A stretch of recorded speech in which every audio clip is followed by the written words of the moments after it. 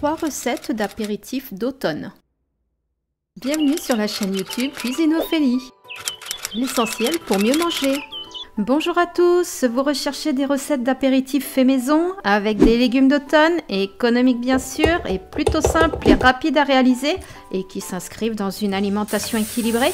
Eh bien bonne nouvelle, je rassemble pour vous dans cette vidéo la réalisation de 3 recettes que vous allez adorer et qui répondent à ces critères. La vidéo se décomposera en 3 chapitres. Les champignons farcis, le cake potimarron et graines de courge et le feuilleté aux noix et au bleu. Avant de commencer, je vous invite à activer la cloche et à cliquer sur le pouce pour soutenir la chaîne. Merci beaucoup et allez, on file en cuisine, c'est parti! Alors, commençons par les champignons farcis. Nous aurons besoin de 12 champignons, d'une échalote, une gousse d'ail, d'une cuillère à soupe de persil émincé.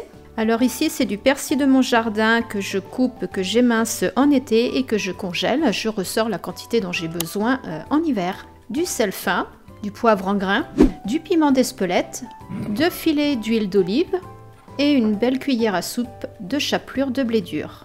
On va commencer par retirer la base des champignons et l'intérieur. On peut utiliser une cuillère ou un autre petit objet pour les vider. Et on va réserver tous ces pieds de champignons dans un bol. On dispose les champignons vidés sur une plaque de cuisson ou dans un plat allant au four comme le mien. J'en aurai vidé 8 et j'utiliserai les 4 derniers pour augmenter la quantité de ma farce. J'ai épluché mon ail et mon échalote et j'ai retiré le germe qui est indigeste. Je réserve tout ça, je mets de côté. Je viens séparer mon bol de pieds de champignons en 2 portions. La première portion sera hachée finement avec l'ail, l'échalote et le persil. Et la deuxième portion sera hachée plutôt grossièrement pour donner de la texture à mes petits champignons farcis.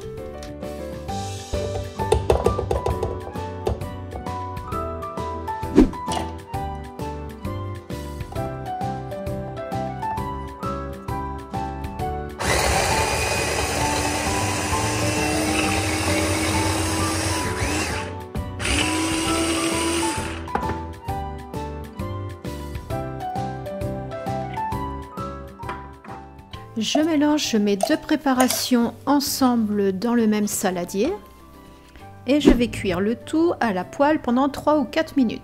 Alors j'allume mon gaz, je verse mes 2 filets d'huile d'olive et une fois que ma poêle est bien chaude, je verse ma préparation. Voilà. Je viens mélanger, histoire que l'huile soit bien intégrée partout. Je viens assaisonner du sel, le poivre en grains et j'ajoute un petit peu de piment d'Espelette. Après 3-4 minutes de cuisson, une fois que c'est prêt, je vais pouvoir farcir mes petits champignons. Voilà, voici le premier à la cuillère. Cette recette vient de mon livre 30 recettes pour un apéritif fait maison diététique et durable à la page 40 pour les champignons et la page 48 pour le cake au potimarron que nous verrons tout à l'heure. Voilà, tous les champignons sont farcis, on peut rectifier l'assaisonnement si besoin et on va terminer par parsemer de la chapelure et éventuellement du fromage râpé sur le dessus si vous avez envie. Je ne vais pas le faire aujourd'hui, je vais me contenter de la chapelure et je vais enfin passer au four à 180 degrés pendant environ 25 minutes. Et ce sera tout pour cette recette. Passons maintenant au feuilleté au bleu et aux noix. Pour cette recette, nous aurons besoin que de 3 ingrédients, du bleu de Bresse, des noix et une pâte feuilletée. Aujourd'hui, j'ai choisi d'utiliser une pâte feuilletée industrielle étant donné le temps que cela demande d'en préparer une faite maison. C'est peut-être l'occasion de regarder ensemble une liste des ingrédients. Ici, nous avons de la farine de blé, de l'eau, du beurre pâtissier, de l'alcool, du sel, aucun colorant, aucun additif. Ça reste un très bon compromis. Nous avons un Nutri-Score D, mais quels sont les avantages et les limites du Nutri-Score? Voyons ça brièvement ensemble. Le Nutri-Score est un guide intéressant car il peut nous orienter vers de meilleurs produits. Ceci dit, la lettre est attribuée selon un score obtenu après calcul. Plus il y a de fibres, de protéines, d'huile ou de fruits et légumes, et plus on tendra vers le A. Et plus il y aura d'acides gras saturés, de sucre et de sel, et plus on tendra vers le E. Et les limites du Nutri-Score, c'est que ce score ne tient pas compte de la qualité des matières premières, ni des portions, ni de l'absence de pesticides, et c'est dommage car une pâte feuilletée sans matière grasse, eh bien ça ne marche pas. D'où la lettre D. Et votre pâte feuilletée maison, riche en matière grasse et en sel, serait certainement notée de la lettre D également. Passons directement à la recette car c'est ce qui vous intéresse le plus aujourd'hui. Donc j'ai déroulé ma pâte feuilletée, c'est un cercle de 28 cm. Et à l'aide de mon couteau, je vais diviser en 12 portions puisque je vais faire 12 croissants feuilletés au bleu et aux noix. Donc je coupe en 2, en 4 et ensuite je viens faire une autre découpe en 6, en 8, en 12. Je viens de poser à la base de mes triangles un petit peu de fromage et ici c'est du bleu de Bresse. Je rajoute par-dessus des petits morceaux de noix que j'ai concassés au couteau juste avant et je viens rouler tout doucement, je referme et après du bout de mes doigts je viens rouler jusqu'à la pointe. Voilà. Allez, je vous remontre, cette fois j'en ai mis 3 les uns à côté des autres et c'est parti!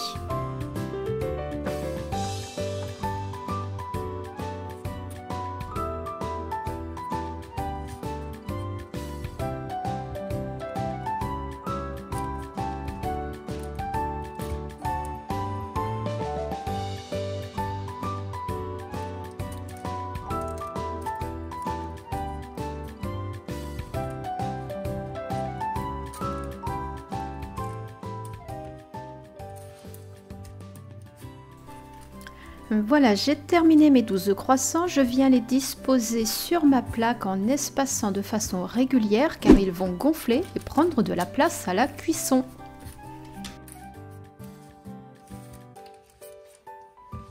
Pour la dorure, on utilisera un pinceau et un œuf entier que j'aurai bien fouetté au préalable. Je mouille bien mon pinceau et je viens dorer mes croissants.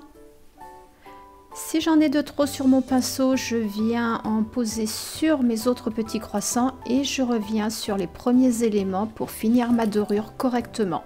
Voilà, je n'hésite pas à bien dorer partout. Voilà, j'ai terminé et je vais finir par une petite décoration en ajoutant tout simplement des graines de sésame par-dessus. Ça va donner un petit goût torréfié, ça va être très très bon. Et voilà, la deuxième recette est terminée, elle est prête à être enfournée à 200 degrés chaleur tournante pour 17-20 minutes selon votre four. Et on passe tout de suite à la recette numéro 3, le cake potimarron et graines de courge. Le potimarron est un légume emblématique de l'automne avec sa belle couleur orange. Et on peut le cuisiner de différentes manières. J'ai aussi réalisé une vidéo veloutée de potimarron au curry. Je vous mettrai le lien en description.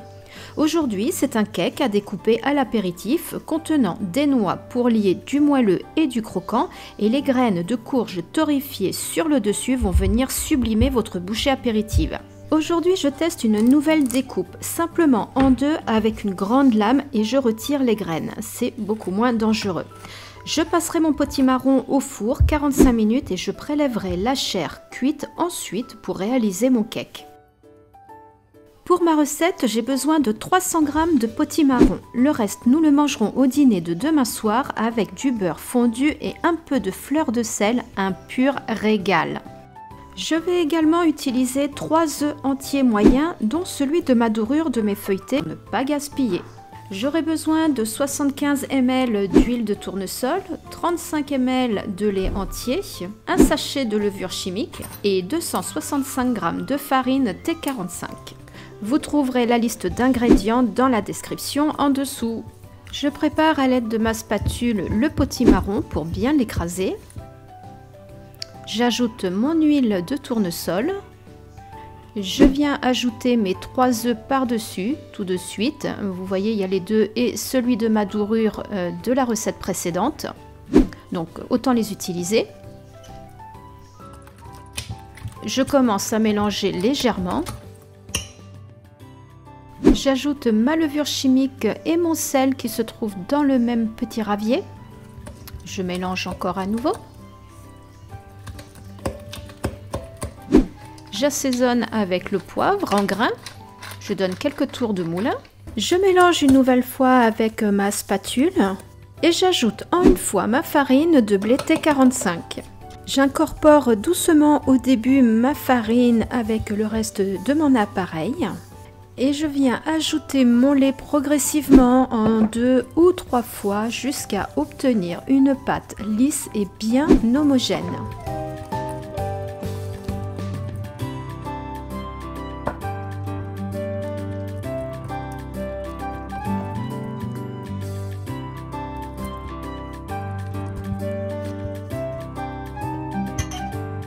Je viens concasser mes cerneaux de noix à l'aide de mon couteau grosse lame et je les incorpore dans mon appareil cake potimarron. Cela va donner de la texture, du croquant à l'intérieur du moelleux de mon gâteau.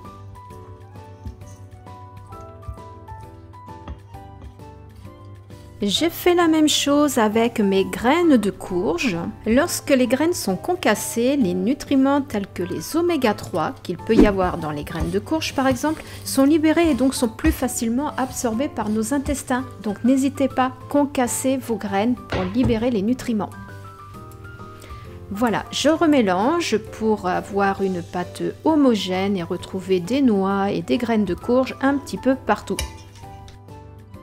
Je viens beurrer mon moule à l'aide d'un pinceau. J'utilise ici la valeur d'une belle noisette de beurre.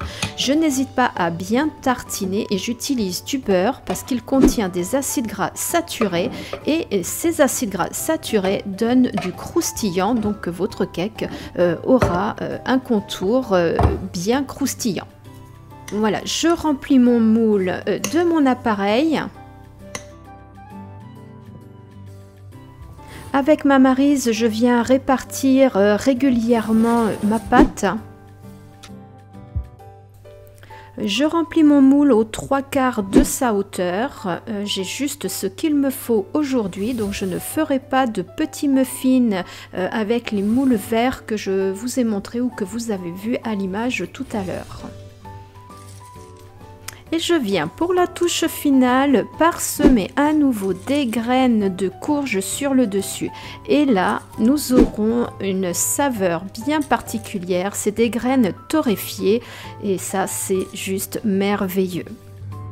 Et on est parti pour le four en chaleur tournante, 180 degrés, environ 45 minutes.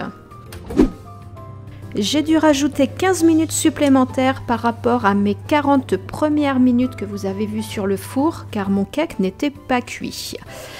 Là maintenant, il est beaucoup mieux. Je le vérifie à nouveau avec la lame d'un couteau et celle-ci ressort bien sèche, donc mon cake est cuit. Il a cuit aujourd'hui 55 minutes.